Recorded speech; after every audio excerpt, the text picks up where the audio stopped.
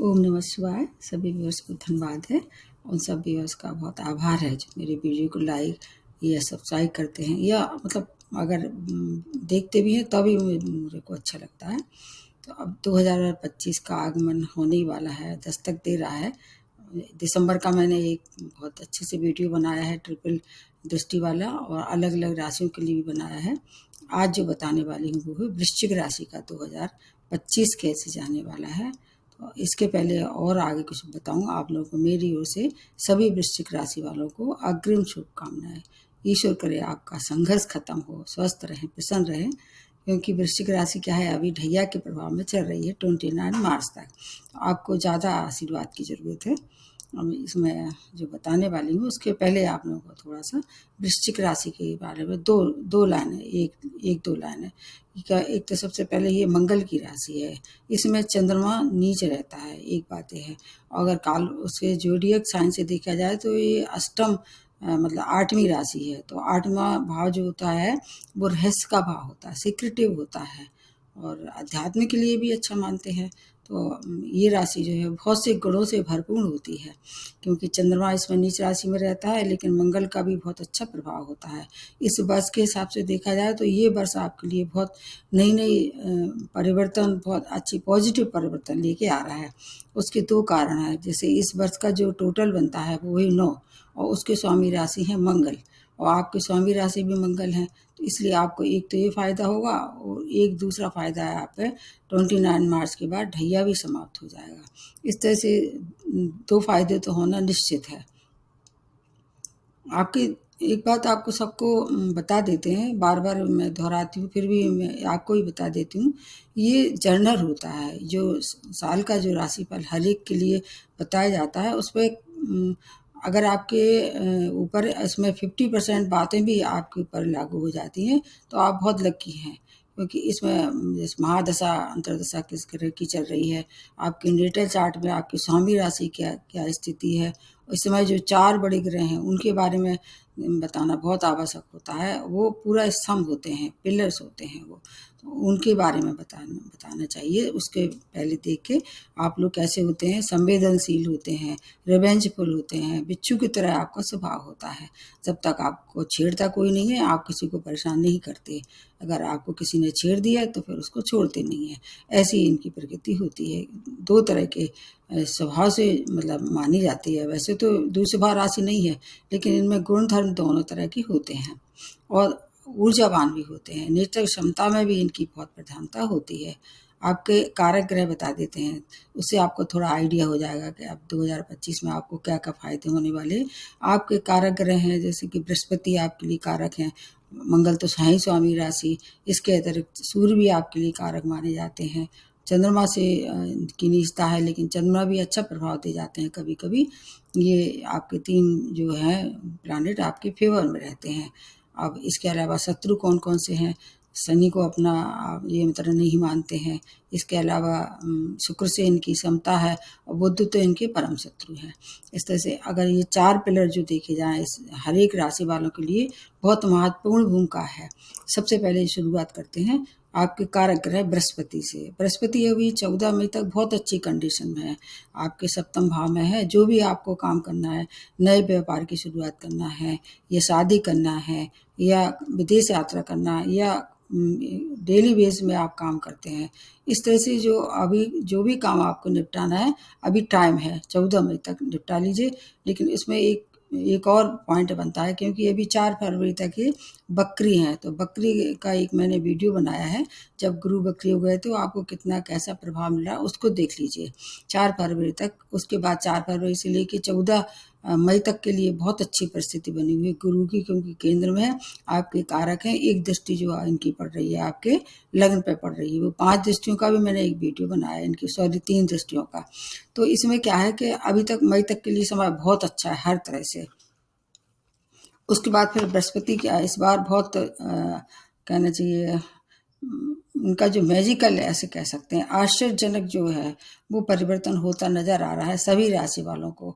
आपके अभी 7th भाव में चल रहे हैं, और फिर ये 18 अक्टूबर से तेज गति से इनकी जो गति है, फास्ट मूविंग, जैसे अतिचारी गति कहते हैं, उसका वीडियो मैंने अलग से ही बनाया है। आपको मिला के देखना चाहिए और ज़्यादा फायदा होगा।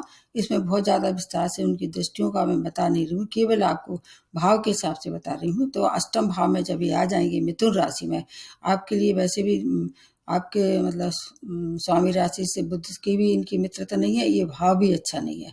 तो जब ये अष्टम भाव में आएंगे, यहाँ पर ये कब तक रहेंगे? अक्टूबर तक। फिर अक्टूबर से ये क्या करेंगे? अपनी फिर से अपनी राशि बदल के कर्क राशि में आपके भाग्य स्थान में आ जाएंगे। और वो कर्क राशि किसकी? इनकी उच्च राशि है। आपके भाग्य में मतलब अगर एक देखा जाए, चंद्रमा आपके भाग्य से हैं और आपके चंद्रमा से कहीं ना कहीं आपका थोड़ा इम्पोर्टेंट रोल होता है आपके जीवन में। तो भाग्य में ये कब तक रहने वाले हैं? ये रहेंगे 5 दिसंबर तक। उसके बाद फिर से ये पुनः वक्री होके और आपके 8th भाव में प्रवेश करेंगे। तो शुरुआत का 14 मई का समय, उधर फिर आपको 11 नवंबर से लेके और फिर दिसंबर तक का समय बहुत ज़्यादा फ्रूटफुल रहने वाला है। इसके बीच में आपको काफ़ी परेशानियों का सामना करना पड़ सकता है। अगर नेटल चार्ट में भी अच्छी स्थिति है, कारक ग्रह की महादशा चल रही है, तो आपको घबराने की आवश्यकता बिल्कुल नहीं है, क्योंकि कारक ग्रह है, नैसर्गिक रूप से शुभ ग्रह है। अष्टम में आने के बाद भी कुछ चीज़ में फायदा देंगे, जैसे संपत्ति का लाभ कराएंगे, अचानक धन का लाभ करा सकते हैं। लेकिन चोट चपेट दुर्घटना के लिए तैयार हो जाइए जब तक ये आपके अष्टम भाव में है। आपको कहीं बड़े इन्वेस्टमेंट नहीं करना है और अचानक धन की हानि हो सकती है, क्योंकि मिथुन राशि किसकी राशि है? बुध की राशि है। तो व्यापारियों के लिए ये बहुत ज़्यादा परेशानी भरा मामला हो सकता है। तो बृहस्पति की स्थिति जो है वो आपको मिली जुली प्रभाव देगी। अब आ जाते हैं शनि के लिए। ये खुशखबरी है आपके लिए। शनि हर तरह से अब आपके लिए आपको राहत देने वाले हैं। अभी क्या है, आप पे ढैया है, 4थे भाव में शनि चल रहे हैं और ये मार्गी भी हो गए हैं 15 नवंबर से। उसका वीडियो मैंने आपको अलग से बना के दिया है। लेकिन ये 29 मार्च से अपनी राशि बदल के आपके 5th भाव में आके प्रवेश करेंगे, जो कि इनका अच्छा भाव मानते हैं। ये पाए के हिसाब से बहुत अच्छे हैं। पाया अगर देखा जाए तो जो 159 जो पाया होता है वो स्वर्ण पाया कहलाता है। तो इस तरह से आपके लिए बहुत अच्छी सूचना है। पंचम भाव से रिलेटेड जो भी समस्या है उनका हल मिलेगा। वैसे तो इनका कारक नहीं है और आएंगे किस में? ये मीन राशि में आ जाएंगे, ये 29 मार्च के बाद है। अब इसके बाद स्थिति जो होगी मैं आपको अलग से भी बता दूंगी इसमें, केवल मैं आज परिवर्तन के हिसाब से बता रही हूँ। अब शनि के बाद आ जाते हैं राहु। राहु आपके अभी पंचम भाव में मीन राशि में चल रहे हैं। एक्सचेंज हो जाएगा ये भाव का, शनि का और राहु का। तो राहु आपके जब आ जाएंगे 4th भाव में और शनि पहुंच जाएंगे 5th भाव में। इस तरह से जो परिवर्तन होंगे, तो राहु जब आ जाएंगे आपके 4th भाव में, तो आपके लिए केतु फिर कहाँ आ जाएंगे? 10th भाव में। और अभी चल रहे हैं आपके केतु आपके 11th भाव में। ये कंडीशन बहुत अच्छी थी, क्योंकि एक तो बुध की राशि है, ऊपर से ये भाव बहुत अच्छा है। लेकिन जैसे ही अपनी 14 मई से अपनी 18 मई से ये दोनों अपनी राहु केतु जैसे ही राशि बदलेंगे, फिर थोड़े से अलग प्रभाव होना शुरू हो जाएंगे। केंद्र का वैसे देखा जाए महत्व होता है। 4थे भाव में जब कुछ समय के लिए राहु की और शनि की स्थिति आपको परेशान कर सकती है।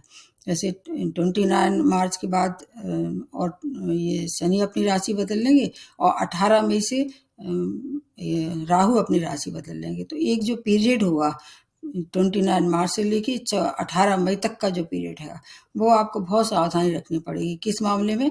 4थे भाव से संबंधित। 4था भाव किसका है? आपका भूमि का, वाहन का, परिवार का, माता का। इन सब चीज़ों के लिए समय काफ़ी घातक हो सकता है। जो भी काम करना है बिल्कुल सही दिशा निर्देश लें और किसी से सलाह लें। आपको हो सकता है उस दौरान मानसिक क्लेश भी रहे। थोड़ा सा समय है, उसको आराम से कर लें, अध्यात्म से जुड़ के रहें, मेडिटेशन करें और माता का सम्मान करें। तो फिर आपका ये समय ज़्यादा परेशानी भरा नहीं रहेगा, क्योंकि अगर गुरु की दृष्टि भी देखी जाए उससे भी थोड़ा सा फर्क पड़ेगा। जब गुरु या 2nd भाव में होंगे तो उनकी दृष्टि का भी आपको अलग से बता दिया जाएगा। गुरु की मतलब अष्टम की तो अच्छा नहीं मानेंगे, लेकिन उनकी दृष्टियों का पूरा लाभ आपको ये कब तक मिलेगा? अगले जब तक के गुरु अपनी राशि ही नहीं बदल लेते, कि उनका नेक्स्ट जो होगा उसके लिए आपको अलग से बता दिया जाएगा। तो राहु केतु शनि और बृहस्पति, इसकी पोजीशन आपको लगातार अभी बता दी गई है। इसके हिसाब से आपको क्या क्या फ़ायदे होंगे, क्या क्या नुकसान होंगे। जैसे सबसे पहले तो आपको ध्यान रखना है कि 29 मार्च को एक ग्रहण पड़ रहा है, सूर्य ग्रहण, और आपके कहाँ पड़ेगा, ये 5th भाव में। 5th भाव किसका है, आपका शिक्षा का है, संतान का है, प्रेम प्रसंग का है और शेयर मार्केट का है। तो वो समय आपके लिए 29 मार्च से लेके कुछ समय के लिए, जैसे कि इधर 14 मार्च को भी एक चंद्र ग्रहण पड़ेगा। वो क्या है, वो भी आपके लिए परेशानी भरा हो सकता है। जब चंद्र ग्रहण पड़ता है सावधानी रखें। और फिर लगभग ये 1 महीने का पूरा आपका समय रहेगा। अप्रैल के बाद आपको थोड़ी सी राहत होगी। तो ये तो हो गई इसकी 29 मार्च वाली बात। अब इसके बाद एक और आपको बात बता देते हैं। आपकी स्वामी राशि जो है वो मंगल है। इस वर्ष जो है वो सब लोगों को ये परेशान करने के मूड में रहने वाले हैं मंगल। आपकी तो स्वामी राशि है, बहुत परेशानी में आपको डाल सकते हैं अगर आपके नेटल चार्ट में इनकी स्थिति अच्छी नहीं हुई तो अभी की स्थिति जो है, जैसे ये जनवरी की शुरुआत होगी, अभी 21 जनवरी तक ये रहेंगे कर्क राशि में और वक्री चल रहे हैं। आपके कर्क राशि कहाँ है, भाग्य स्थान में है। तो भाग्य से बहुत से कामों में रोड़े आएंगे, आपका भाग्य साथ नहीं देगा। लेकिन 21 जनवरी से फिर ये अपनी राशि बदल के और फिर पुनः आपके कहाँ जाएंगे, कुछ समय के लिए आ जाएंगे अष्टम भाव में। और उसके बाद फिर ये मार्गी वक्री होते होते लगभग 7 जून तक ये स्थिति बनी रहेगी। क्योंकि ये बीच में फिर से 3 अप्रैल से फिर कर्क राशि में आ जाएंगे, फिर वहाँ रहेंगे और कुछ समय के बाद फिर वहाँ से फिर अपनी राशि बदल के जब ये आखिरी में आ जाएंगे, लास्ट में 7 जून के बाद आपके 10th भाव में, जो कि कैरियर स्थान है, तब आपको स्थायित्व प्राप्त होगा। तब तक आपको धैर्य से और बुद्धिमानी से जो भी काम करना है, बिल्कुल उग्रता में नहीं करना है, क्रोध में नहीं करना है और मतलब अपनी बुद्धि का सही उपयोग करना है। क्योंकि कभी कभी ऐसा होता है कि राहु जब 4th भाव में आ जाते हैं तो मति को भ्रमित कर देते हैं। ये मन का भी है, मन से भी कहीं ना कहीं संबंध होता है। क्योंकि काल पुरुष की कुंडली से 4था भाव चंद्रमा का होता है और चंद्रमा को है मन को कंट्रोल करता है। इसलिए जो भी काम करना है बहुत सोच समझ के करना है। इसके पहले जब स्थिति थोड़ी सी परेशानी भरी हो सकती है, उसके बाद की स्थिति बहुत अच्छी है। जैसे जब राहु केतु आपके आ जाएंगे 4th और 10th भाव में, तो आपका स्थान परिवर्तन हो सकता है, जॉब में परिवर्तन हो सकता है, नए जॉब की तलाश खत्म हो सकती है। सूर्य की राशि, सूर्य आपके लिए कैसे हैं, कारक हैं। इसलिए केतु का भी वहाँ थोड़ा सा ध्यान रखना है। आपको घर से दूर जाके अच्छी ग्रोथ होगी, वो आप विदेश भी जा सकते हैं इस दौरान। विदेश के लिए भी समय आपके लिए अच्छा है। आपके अंदर एक हायर एनर्जी का संचार हो जाएगा उस समय। 7 जून के बाद आपको बहुत सी तरक्की मिलने वाली है, रिश्तों में और जॉब में हर तरह से परिवर्तन होंगे, वो पॉजिटिव रहने वाले हैं। आपको चाहें उस दौरान कोई नए काम की भी शुरुआत कर सकते हैं। थोड़ा ध्यान रखना पड़ेगा अपने मंगल का। जो मैं वीडियो बनाती हूँ उसको बिल्कुल गौर से और समझ के देखना है। विशेष तौर से वृश्चिक राशि वालों के लिए बहुत महत्वपूर्ण है। अब इसमें क्या है कि अलग अलग सेक्टर में मैं संक्षेप में बता देती हूँ, बहुत लंबा नहीं करूँगी इसको। सेहत के हिसाब से वर्ष का जो प्रारंभ है काफ़ी परेशानी भरा हो सकता है। क्योंकि आपकी स्वामी राशि मंगल है और वो वक्री है। आपके 6 भाव का अगर लॉर्डशिप है उनके पास, तो इस तरह से आपके लिए जैसे प्रारंभ का समय सर्दी, खांसी, जुकाम, ENT जैसे रोगों से परेशानी हो सकती है। अगर मंगल आपके नेटल चार्ट में अच्छा है तो इसमें कोई बड़ा रोग होता नहीं दिखाई दे रहा है। इधर जब बृहस्पति आपके अष्टम भाव में आ जाएंगे, मैंने पहले ही बताया है, चोट चपेट दुर्घटना के शिकार हो सकते हैं। मंगल कभी कभी सर्जरी भी करा देते हैं। तो अगर सर्जरी कोई भी हो सकता है इस समय, छोटी मोटी सर्जरी हो। और चोट चपेट से रक्तस्राव जैसी समस्याएं हो सकती हैं। अगर आपके नेटल चार्ट में अच्छी स्थिति है तो रक्तस्राव होगा, लेकिन बहुत हानि नहीं होगी, आयु को कोई खतरा नहीं है। बीपी जैसे रोग हैं, हार्ट जैसे रोग हैं, ऐसे रोगों को थोड़ी परेशानी हो सकती है।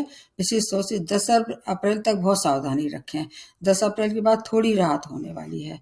आप उसके बाद आपको मान सम्मान की प्राप्ति होगी। साल के अंत में जो है वो आपको साल के अंत में भी थोड़ी परेशानी हो सकती है। जबकि मंगल की स्थिति मैं बताती रहूँगी बीच बीच में। तो हेल्थ के लिए ये समय उतना खराब नहीं है, मिला जुला है। अगर सावधानी रखते हैं ड्राइविंग करते में, या कहीं किसी से कोई रिस्की काम करना है, या ऐसी जगह काम करते हैं जहाँ रिस्क है, थोड़ा ध्यान रख के अगर करते हैं तो फिर आपकी मतलब हेल्थ भी मेंटेन हो सकती है। क्रोध ना करें, खाने पीने पर नियंत्रण रखें और इलाज तो कराना ही चाहिए। कुछ भी हो जाए, कैसे भी हो जाए, आपको प्लानिट कितना भी फेवर करें, लेकिन कभी भी उपचार से आप उपचार को इग्नोर नहीं कर सकते हैं। तो ये रही आपके बारे में हेल्थ के बारे में। अब हेल्थ के बाद आ जाते हैं कैरियर के लिए। जॉब में आपको मतलब मिली-जुली समस्याएँ होंगी। कुछ समय आपके लिए जैसे 29 मार्च तक के लिए समस्या है, उसके बाद की स्थिति बहुत अच्छी है, जबकि शनि जब अपनी राशि बदल लेंगे, क्योंकि अभी 4th भाव में एक दृष्टि उनकी जो पड़ रही है, वो अच्छी नहीं है कैरियर पे। तो जॉब में अगर कोई परेशानी थी जारी रखें। उसके बाद की स्थिति 29 मार्च के बाद आपको नए जॉब की प्राप्ति हो सकती है, मान-सम्मान की प्राप्ति होगी। आपका कोई बॉस से अगर किसी से अनबन हो रहा था, तो वो भी समाप्त हो जाएगा। मतलब मार्च के बाद कोई नए कार्य की शुरुआत कर सकते हैं। आपके लिए सफलता भरा समय रहने वाला है। पूर्व में किए गए प्रयास हैं, वो आपका रिजल्ट नहीं मिल रहा था, वो भी मिलने वाला है। केतु जब तक अभी 11th भाव में है, तब तक आपको आमदनी के नए-नए स्रोत कराने वाले हैं और इसके अलावा बहुत सी मनोकामनाएँ पूर्ण होने वाली थी, जो आपको धन से जुड़ी हुई थी, कैरियर से जुड़ी हुई थी। 14 मई के बाद आपको चाहें तो आपके लिए काफ़ी अच्छी समस्या होगी। 14 मई जो है आपके लिए इसलिए ज़्यादा अच्छी मानी जाती है, क्योंकि गुरु की छत्र छाया में है। आपको जो भी काम करना है कैरियर से जुड़ा, कोई नए जॉब का जॉइनिंग देनी है, इंटरव्यू देना है, 14 मई तक कर लें। कैरियर से जुड़ी जो भी समस्याएँ हैं, उसके बाद की फिर स्थिति थोड़ी-सी अलग हो जाएगी। और एक आपके लिए विशेष बात ऐसी भी देखी जा रही है कि अगर आप व्यापारी हैं और कैरियर में मतलब आपका वहाँ पहले से ही चल रहा है, तो विस्तार कर सकते हैं, लेकिन किसी पे भी ज़्यादा विश्वास नहीं करना है। इस समय नहीं तो कोई आपको चीट भी कर सकता है, धोखे के शिकार आप हो सकते हैं। अध्यात्म में जुड़ के अगर रहते हैं, जैसे मेडिटेशन करते हैं या किसी से कोई अध्यात्म गुरु से आप उसकी शरण में जाते हैं, तो आपकी बहुत तरक्की भी इस समय होने वाली है। अष्टम भाव जब एक्टिवेट हो जाता है, तो आपको मतलब नए-नए रास्ते तरक्की के खोल देंगे ये।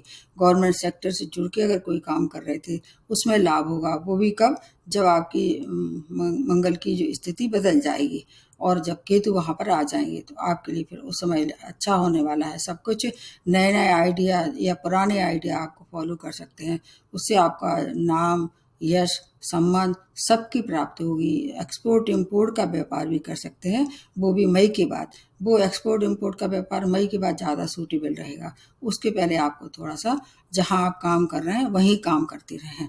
और अगर आप शेयर मार्केट का शौक रखते हैं, तो उसके लिए आपको जब तक राहु आपके पंचम भाव में है, अगर नेटल चार्ट में भी राहु अच्छे हैं या राहु की महादशा अंतर्दशा चल रही है, तब आप कर सकते हैं। अन्यथा फिर जब उनकी पोजीशन बदल जाएगी ये 18 मई के बाद, उसके बाद आप शेयर मार्केट का जो कुछ भी उससे धन कमा सकते हैं। तो कैरियर के लिए बहुत अच्छा है। जब कैरियर अच्छा है, तो आर्थिक स्थिति भी अच्छी ही होनी चाहिए, ऐसा देखा गया है। इस समय अभी तक बृहस्पति भी अच्छी कंडीशन में है आपके लिए, धन के लिए, आर्थिक स्थिति के लिए, विवाह के लिए, सबके लिए अच्छे हैं। और ठीक इसी तरह शनि के लिए भी 4थे भाव में अच्छे मानते हैं। मतलब शश नामक जो पंच महापुरुष है, वैसे तो मंगल से इनकी मित्रता नहीं है, लेकिन आर्थिक स्थिति का अच्छा है ये समय अभी। आपके लिए एक और नई बात हो रही है, 29 मार्च के बाद आप धन की बचत भी करना शुरू हो जाएगी, क्योंकि इसके बाद जो स्थिति शनि की होगी, वो आपके लिए बहुत अच्छी होगी धन के लिए हर तरह से।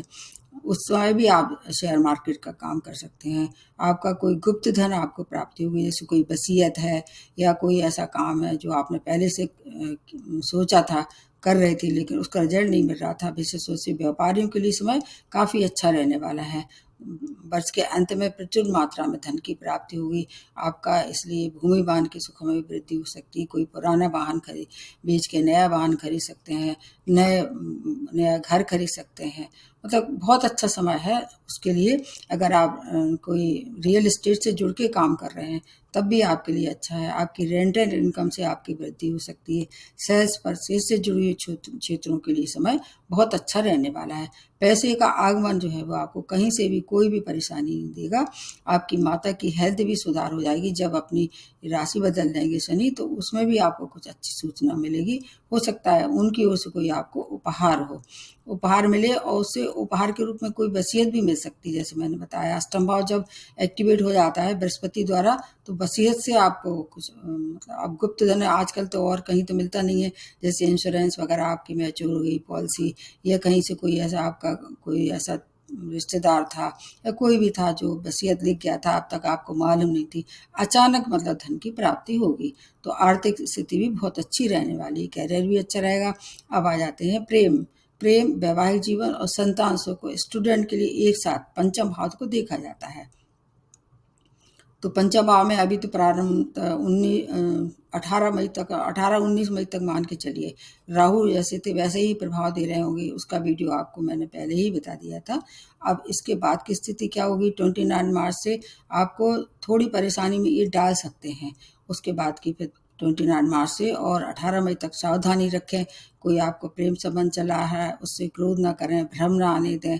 इल्यूजन जिसको कहते हैं, राहु इल्यूजन पैदा करते हैं। लेकिन जैसे ये 4th भाव में राहु आ जाएंगे तो आपको घर से दूर आपको कोई प्रेम का है उससे संबंध बनाने की कोशिश करना चाहिए, जहाँ आप रह रहे हैं उससे दूर। और उसके विवाह के लिए अक्टूबर से नवंबर तक का समय बहुत अच्छा है।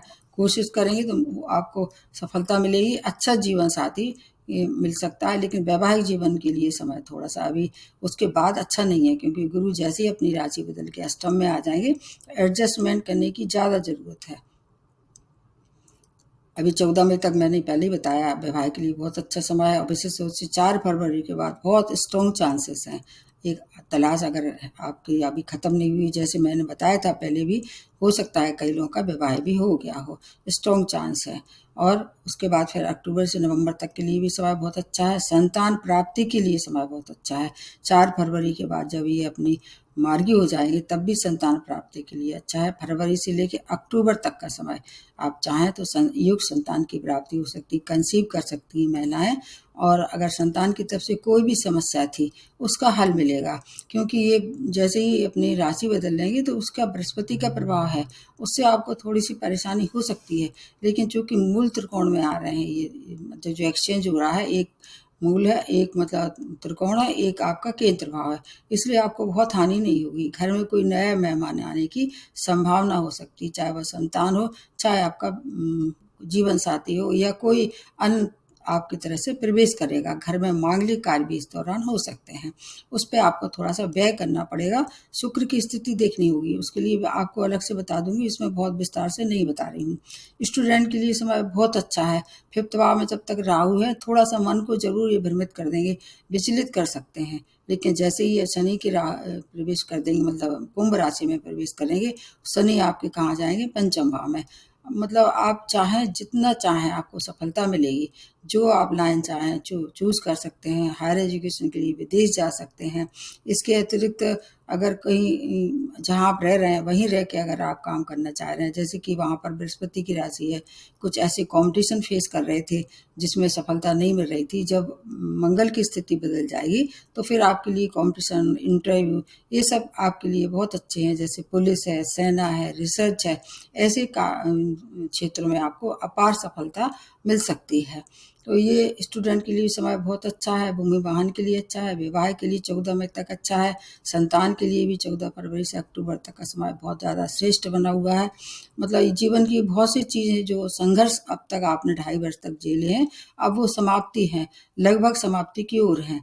अगर महादशा अंतर्दशा भी बहुत अच्छी ग्रह की चल रही, कारक ग्रह की चल रही है, तो आपको फिर अब जनवरी से ही अच्छे रिजल्ट मिलना शुरू हो जाएंगे।